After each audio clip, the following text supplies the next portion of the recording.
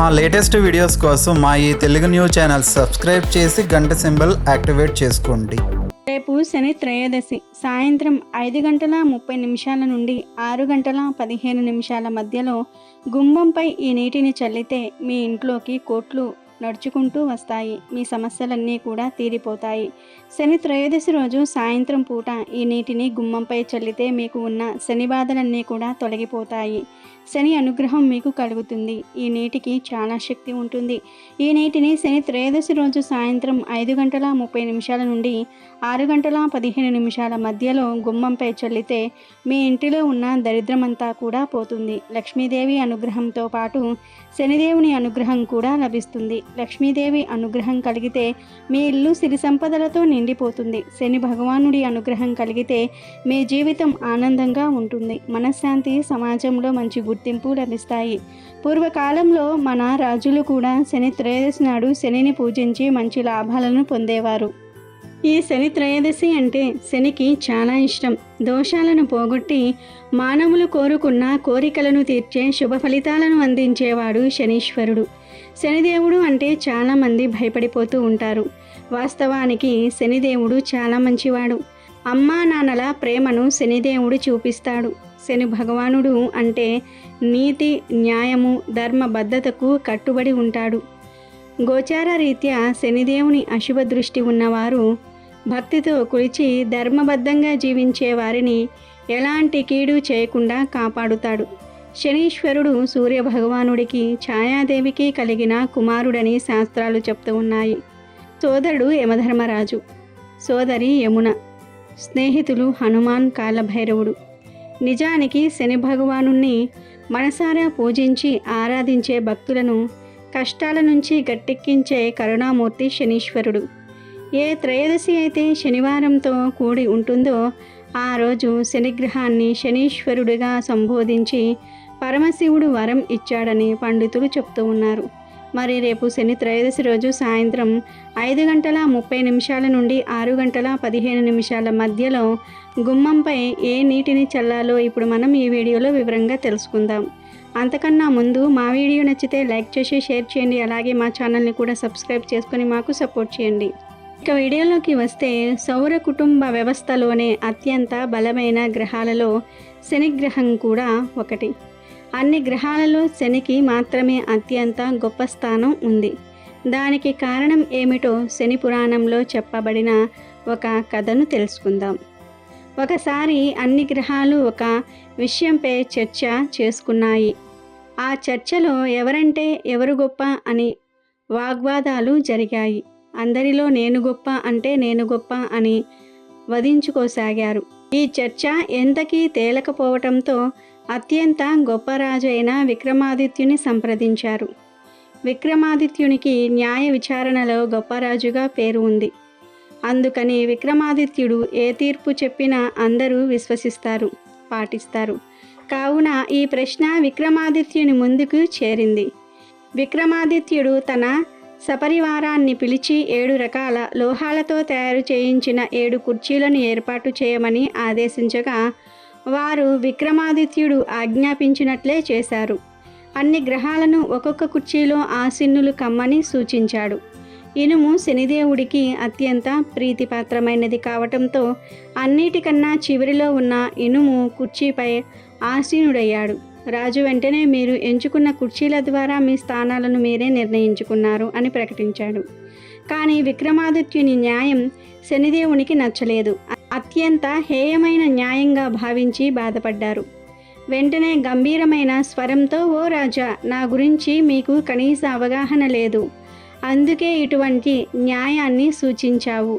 కానీ ఒకటి గుర్తుపెట్టుకో, సూర్యుడు తన రాశిలో 1 నెల మాత్రమే ఉంటాడు. చంద్రుడు 2 నెలల కన్నా కొన్ని రోజులు ఎక్కువగా ఉంటాడు. గురుడు 1.5 నెల, బృహస్పతి 13 నెలలు మరియు బుధుడు, శుక్రుడు ఒక్కొక్క నెల మాత్రమే తమ స్థానాలలో, రాశులలో ఉంటారు. కానీ నేనొక్కడినే అందరికన్నా ఎక్కువ కాలం, గరిష్టంగా 2.5 సంవత్సరాల నుండి 7.5 సంవత్సరాల వరకు రాశిలో ఉంటాను. ఏలినాటి శని ప్రభావం రాజులను, దేవతలను కూడా వదలలేదు. ఆఖరికి శ్రీరాముడు కూడా ఏలినాటి శని కారణంగా వనవాసానికి వెళ్ళవలసి వచ్చింది. అది కూడా నా 7.5 సంవత్సరాల ఏలినాటి శని ప్రభావమే. మరో పక్క ఏలినాటి శని ప్రభావం వలనే వానరుల సైన్యం సహాయంతో వచ్చిన రాముడి చేతిలో ఓడిపోయాడు. రావణుడు కూడా సంహరించబడ్డాడు. ఇలాంటి అనేక విషయాలు తెలిసి కూడా నన్ను చులకన చేసి చూశావు. ఈ ప్రభావం అనుభవించిన వారికే తెలుస్తుంది అని శనిదేవుడు రాజుకు వివరించి సభ నుండి వెళ్ళిపోయాడు. తద్వారా కాలక్రమేణా శనిదేవుని ప్రభావంతో ఏలినాటి శని కారణంగా విక్రమాదిత్యుడు కూడా అనేక కష్టాలను ఎదుర్కొనవలసి వచ్చింది. అడవులకు వెళ్ళాడు, ఆకలితో అలమటించాడు, ఆఖరికి నూనె గింజల నుండి నూనెను తీసే పనికి కూడా ఉపక్రమించాడు. క్రమంగా ఇలాంటి అనేక కష్టసాధ్యమైన మరియు ఊహకు కూడా అందని పనులకు కూడా ఉపక్రమించవలసి వచ్చింది. తన చివరి ఏలినాటి శని రోజులలో పొలాలలో కూడా పనిచేశాడు. క్రమంగా ఏలినాటి శని చివరి రోజున పనిలో భాగంగా గట్టిగా పాడుతూ ఉండగా ఆ గొంతు ఒక రాజు కూతురు చెవిన పడి విక్రమాదిత్యుణ్ణి పెళ్లి చేసుకోవడానికి ఇష్టపడి సిద్ధపడింది. అతని కష్టాలను చూసి చలించింది. కానీ అతను కూడా రాజు అన్న విషయం కూడా రాజు కూతురుకు తెలియదు. వీరి పెళ్లి ద్వారా నెమ్మదిగా విక్రమాదిత్యునికి తన రాజభోగాలను కీర్తి ప్రతిష్టలను తిరిగి తెచ్చిపెట్టాయి. అప్పుడు విక్రమాదిత్యుడు శనిదేవుని బలం ప్రభావం గురించి తెలిసింది. చేసిన తప్పుకు పశ్చాత్తాపం చెందిన విక్రమాదిత్యుడు ప్రతి శనివారం శనిదేవునికి ఉపవాస దీక్షను ఆరంభించాలని సంకల్పించాడు. అందువల్ల విక్రమాదిత్యుడు తన తప్పు సరిదిద్దుకోవడానికి ప్రతిరోజు విగ్రహారాధన చేసేవాడు కూడా.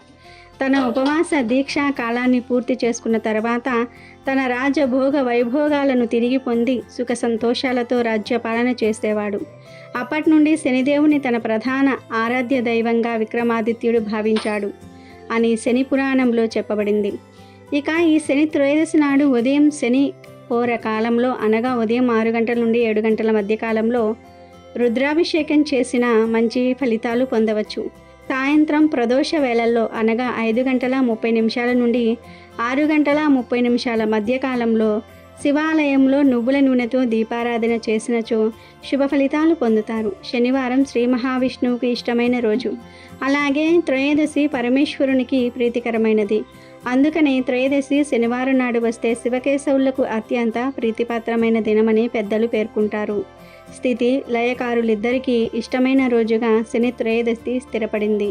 శని త్రయోదశి తిథి నాడు శనిదేవుణ్ణి ప్రసన్నం చేసుకోవడానికి జిల్లేడు ఆకులు, నువ్వుల నూనెతో అభిషేకం చేయాలి. వీటితో పూజించటం వలన శనిదేవుడికి సంతృప్తి చెందుతాడు అని పండితులు చెప్తూ ఉన్నారు. మరి ప్రతి ఒక్కరూ కూడా శని త్రయోదశి రోజు ఈ విధి విధానాలతో శనిని పూజించి శుభ ఫలితాలను పొందండి. ఈ శని త్రయోదశి నాడు సాయంత్రం మీ ఇంటి ప్రధాన గుమ్మంపై ఈ నీటిని చల్లితే మీ ఇంట్లోకి కోట్లు వరదల్లాగా వస్తాయి. అస్సలు రేపు శని త్రయోదశి రోజు గుమ్మంపై ఏ నీటిని చల్లాలో ఇప్పుడు మనం ఈ వీడియోలో వివరంగా తెలుసుకుందాం. శని త్రయోదశి రోజు ఉదయం చక్కగా స్నానం చేసి ఇంటిలో ఉన్న శివుడి ఫోటో ముందు లేదా విష్ణుమూర్తి ఫోటో ముందు దీపం వెలిగించండి. ఇప్పుడు ఒక గ్లాస్ వాటర్ తీసుకోండి. ఏ గ్లాస్ అయినా పర్వాలేదు, చిన్న సైజు గ్లాస్ తీసుకొని అందులో నీటిని పోయండి.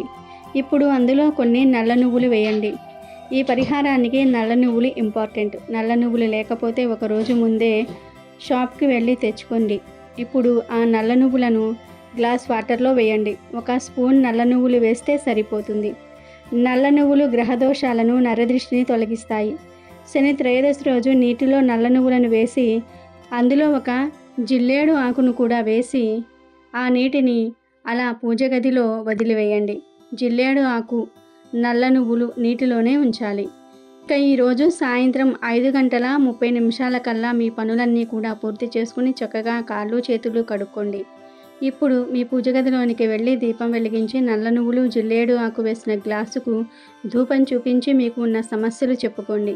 మీకు ఏ పనులలో ఆటంకాలు కలుగుతూ ఉన్నాయో, ఏ సమస్యల వల్ల మీరు మనశ్శాంతిగా ఉండలేకపోతూ ఉన్నారో అన్నీ చెప్పుకొని ఆ గ్లాసును పట్టుకొని మీ ఇంటిలో ఉన్న అన్ని గదుల్లోనికి తిరగండి. ప్రతి గదిలో 4 మూలల్లో ఈ నీటిని జిల్లేడు ఆకుతో చిలకరించండి, అంటే చల్లండి. నీటిని చల్లేటప్పుడు నల్ల నువ్వులు కూడా బయటకు వచ్చేలాగా బాగా కలిపి చల్లాలి. అన్ని గదులలో 4 మూలల్లో చల్లి ఆ తర్వాత ఇంటి గుమ్మంపై ఈ నీటిని పోసేయండి. గడపపై పోయాలి. గడపపై కుడివైపు ఇంకా ఎడమవైపున కొంచెం కొంచెం నీటిని పోయాలి. ఈ విధంగా గుమ్మంపై నల్ల నువ్వులు వేసిన నీటిని పోయటం వల్ల మీ ఇంటికి ఉన్న వాస్తు దోషాలు, మీకు ఉన్న గ్రహ దోషాలు అన్నీ తొలగిపోతాయి. మీరు కోట్లకు అధిపతులుగా మారిపోతారు. ఆ గ్లాసులో వేసిన జిల్లేడు ఆకును గుమ్మం పక్కన పెట్టండి, ఎక్కడా పడేయకండి. ఈ పరిహారం రేపు సాయంత్రం 5:30 నుండి 6:15 మధ్యలో పూర్తి చేసుకోవాలి. ఇక మరుసటి రోజు ఇంటిని చక్కగా శుభ్రం చేసుకోవాలి. మీ ప్రతి గదిలో 4 మూలల్లో కూడా చల్లిన నల్ల నువ్వులు ఊడ్చి డస్ట్బిన్లో పడవేయండి. ఆ తర్వాత గుమ్మంపై చల్లిన నల్ల నువ్వులను కూడా శుభ్రంగా తుడిచి డస్ట్బిన్లో పడవేయాలి. గుమ్మంపై చీపురు పెట్టకూడదు కాబట్టి ఒక క్లాత్తో ఆ నల్ల నువ్వులను పక్కకు తీసి వాటిని డస్ట్బిన్లో పడవేయండి. జిల్లేడు ఆకును కూడా డస్ట్బిన్లో పడేయాలి. అయితే కొంతమంది డస్ట్బిన్లను ఇంటి లోపల అంటే హాల్లో లేదా కిచెన్లో పెట్టుకుంటూ ఉంటారు. అలా కాకుండా ఇంటి బయట పెట్టుకున్న డస్ట్బిన్లో ఈ నల్ల నువ్వులను జిల్లేడు ఆకులను వేయాలి. ఇలా నల్ల నువ్వులను నీటిలో నానబెట్టి గుమ్మంపై చల్లితే మీ జీవితంలో ఉన్న సమస్యలన్నీ కూడా తీరిపోతాయి. శని త్రయోదశి రోజు సాయంత్రం ఈ నీటిని గుమ్మంపై చల్లి మీకు ఉన్న ఆర్థిక సమస్యలను, ఇతర సమస్యలను తొలగించుకొని ఆనందంగా జీవించండి. నమ్మకంతో చేయండి. 100కు 100% మంచి రిజల్ట్ను పొందుతారు. మరి ప్రతి ఒక్కరూ కూడా రేపు శని త్రయోదశి రోజు సాయంత్రం 5:30 నుండి 6:15 మధ్యలో గుమ్మంపై ఈ నీటిని చల్లి మీకు ఉన్న దరిద్రాన్ని తొలగించుకొని సుఖంగా జీవించండి. శనీశ్వరుడు మానవులలోని మాలిన్యాన్ని కడిగివేస్తాడు. అయితే శనిదేవుడికి ఎంతో ఇష్టమైన ఈ శని త్రయోదశి రోజు పసుపు నీళ్ళతో ప్రత్యేకంగా ఒక పరిహారం చేస్తే దురదృష్టాలు, దోషాలన్నీ కూడా పోతాయి. కానీ ఒక్క విషయం గుర్తుపెట్టుకోండి, ఈ పరిహారాన్ని పగటిపూట మాత్రమే చేయాలి. అంటే 5 లోపు చేసేయాలి. చీకటి పడిన తర్వాత మాత్రం చేయకూడదు. అసలు ఏం చెయ్యాలి అంటే శని త్రయోదశి రోజు చక్కగా సూర్యోదయానికి ముందే నిద్రలేచి ఒళ్ళంతా కూడా నువ్వుల నూనె రాసుకొని అభ్యంగన స్నానం చెయ్యాలి. మీరు సూర్యోదయానికి ముందే లేచి స్నానం చేసే లెక్క అయితేనే ఈ అభ్యంగన స్నానం చేయండి. లేదు మేము సూర్యోదయం తర్వాత స్నానం చేసుకుంటాము అనుకునేవారు మామూలుగానే స్నానం చేసేయండి. అలా స్నానం చేసిన తర్వాత ఒక గిన్నెలో లేదా గ్లాసులో పసుపు నీటిని తీసుకోండి. అంటే నీటిని తీసుకొని పసుపు కలపండి. అప్పుడు అది పసుపు నీరుగా మారుతుంది. ఈ పసుపు నీటిని చేతిలో పట్టుకొని ఒక్కసారి ఇల్లంతా తిరగండి. ఆ తర్వాత పూజ గదిలో ఇష్టదైవం ముందు ఈ పసుపు నీటిని ఉంచి మీకు ఉన్న దురదృష్టం, శని దోషాలు, జాతక దోషాలు అన్నీ కూడా పోవాలి, మిమ్మల్ని అదృష్టం వరించాలి, మా జీవితం చక్కగా ఉండాలి అని మనసారా కూడా వేడుకొని ఈ మంత్రాన్ని 21 సార్లు జపించండి. మరి ఆ మంత్రం ఏమిటంటే ఓం కాకధ్వజాయ విద్మహే ఖడ్గహస్తాయ ధీమహి తన్నో మంద ప్రచోదయాత్. ఇలా ఈ మంత్రం చదివిన తర్వాత 1 గంట సేపు పసుపు నీటిని పూజగదిలోనే వదిలేసి మీరు బయటకు వచ్చేయండి. గంట తర్వాత మళ్ళీ పూజగదిలోనికి వెళ్ళి పసుపు నీటిని మీ చేతితో తీసి సరాసరి ఇంటి బయటకు తెచ్చేసి మీకు దగ్గరలో ఎక్కడైనా సరే ప్రవహించే నది ఉంటే ఆ నదిలో పసుపు నీటిని పారబోసేయండి. ఈ పసుపు నీటిని ప్రవహించే నదిలోనే పారబోయాలి. రోడ్ల మీద ఎక్కడా కూడా వంపకూడదు. లేదంటే పచ్చని చెట్టు మొదట్లో అయినా సరే పోయవచ్చు, కానీ పూల చెట్లకు పోయకూడదు. శని త్రయోదశి రోజు ఇలా చేస్తే ముఖ్యంగా దురదృష్టం, దుష్ట శక్తులు పోతాయి. జాతక దోషాలు, శని దోషాలు తీవ్రత తగ్గుతుంది. అదృష్టం వరించి మీరు పట్టిందల్లా బంగారం అవుతుంది. కనుక మీరు కూడా శని త్రయోదశి రోజు పసుపు నీళ్లతో ఈ పరిహారం చేసి దోషాలన్నీ కూడా తొలగించుకొని అదృష్టాన్ని పొంది సంతోషంగా జీవించండి. జాతకరీత్యా శని బాగోలేని వారు, శని దశ అంతర్దశలు జరుగుతున్నవారు, ఏలినాటి శని, అష్టమ శని, అర్ధాష్టమ శని వలన పీడింపబడుతున్నవారు ఈరోజు శని పరిహారాలు చేయటం ఉత్తమం. ఈరోజు నువ్వుల నూనెతో శనికి అభిషేకం చేయటం, ఉపవాసం ఉండటం, రావి చెట్టుకు ప్రదక్షిణాలు చేసి ఆవు నూనెతో దీపం పెట్టడం, నువ్వుల నూనెతో ముఖం చూసుకొని ఆ నూనెని దానం చేయటం, నల్ల కాకులకు అన్నం పెట్టడం, నల్ల కుక్కలకు అన్నం పెట్టడం, నల్లని గొడుగు, నల్లని వస్త్రాలు, తోలు వస్తువులు, నవధాన్యాలు, ఇనుముకు సంబంధించిన వస్తువులను పేదవారికి దానం చేయటం వలన శని దోషాలు పోతాయి. శనిగ్రహ దోషాల వలన బాధపడుతున్న వారు ఈరోజు నీలాంజన సమాభాసం రవిపుత్రం యమాగ్రజం ఛాయా మార్తాండ సంభూతం తం నమామి శనిచ్చరం అనే మంత్రాన్ని లేదా స్తోత్రాన్ని వీలైనన్ని ఎక్కువ సార్లు పఠించటం, వికలాంగులకు, ఆకలిగున్న జీవులకు భోజనం పెట్టటం, ఎవరి వద్ద నుండి ఇనుము, ఉప్పు, నువ్వుల నూనె చేతితో తీసుకోకుండా ఉండటం చేయాలి. అలాగే ఈరోజు మద్య మాంసాదులను ముట్టరాదు. వీలైనన్ని సార్లు నల్ల నువ్వులతో శివార్చన చేయటం చాలా మంచిది. ఓ వ్యక్తి పూర్వజన్మలో చేసిన కర్మల ఫలితాలనే ఈ జన్మలో అనుభవిస్తాడు. అందుకే ప్రతి వ్యక్తి తన మహర్దశ అంతర్దశలను తెలుసుకోవాల్సిన అవసరం ఉంది. జీవితంలో ఎదురయ్యే చేదు అనుభవాల నుంచి తప్పించుకోవడానికి ఇది చాలా అవసరం.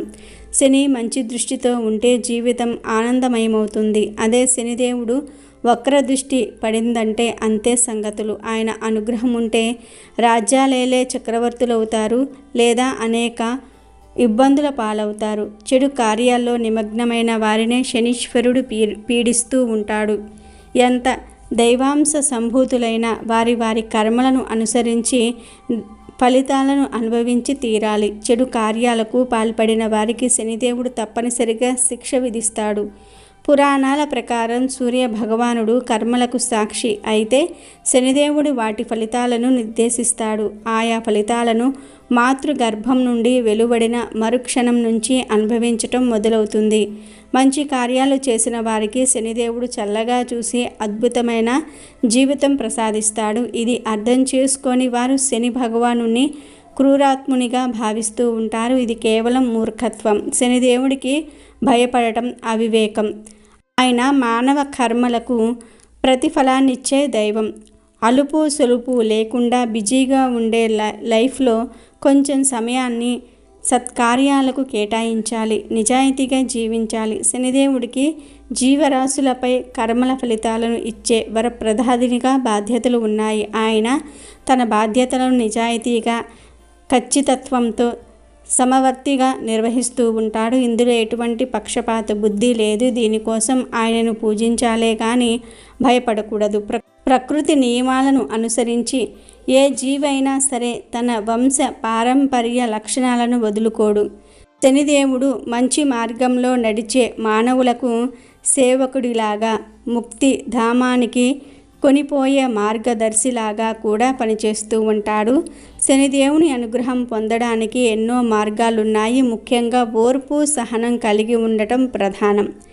అవినీతి అపసవ్య మార్గాలలో పనులు సాధించుకోవాలనుకునేవారు, ధనార్జన చేసేవారు తొలుత విజయం పొందగలిగిన చివరకు దక్కించుకునేది అశాంతినే. తాత్కాలిక విజయాలు సాధించిన వారు శనిదేవుని కోర్టులో తప్పక శిక్ష అనేది అనుభవిస్తూ ఉంటారు. మానవులు తాము చేసిన ప్రతి దుష్కర్మకు జవాబు చెప్పి తీరాల్సిందే. అక్కడ ఏ దేవుడు శనీశ్వరుడి బారి నుంచి తప్పించుకోలేరు. ఆయన ఒక్కసారి తీర్పు ప్రకటిస్తే దానికి తిరుగులేదు. త్రిమూర్తులలో ఎవ్వరూ దానిని సరిచేయలేరు, కనీసం అడ్డుకోలేరు. ఆయన ముందు మంచి పనులు, ప్రార్థనలు, భక్తియుతులు తప్ప ఏమీ చేయకూడదు. శనిదేవుడు చెడ్డవారిని, తప్పులు చేసిన వారిని పట్టి పీడించటం ద్వారా వారిలో పశ్చాత్తాపాన్ని కలగజేస్తాడు. మోక్షం దిశగా వారి ఆలోచనలను పురిగొలుపుతూ ఉంటారు. గర్వంతో విర్రవీగే వారిని నేలకు దించుతాడు. అమెజాన్లో బెస్ట్ డిస్కౌంట్స్ కోసం వీడియో డిస్క్రిప్షన్లో లింకు ఉంది, చూడండి. అలాగే మా టెలిగ్రామ్ ఛానల్ సబ్స్క్రైబ్ చేసుకోండి.